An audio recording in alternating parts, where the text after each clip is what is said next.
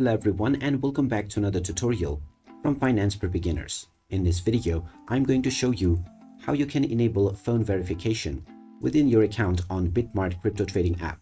So let's get started right away.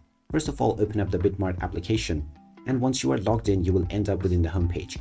Now tap on the menu icon at the top left corner and then tap on your email address or your username. Now within the account page, you will see the phone verification option.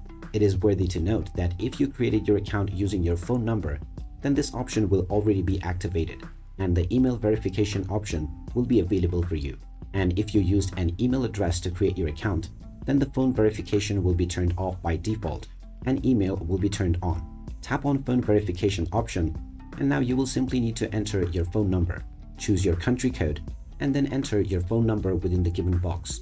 After typing in your number, you can tap on the send button and you will receive a verification code within your SMS.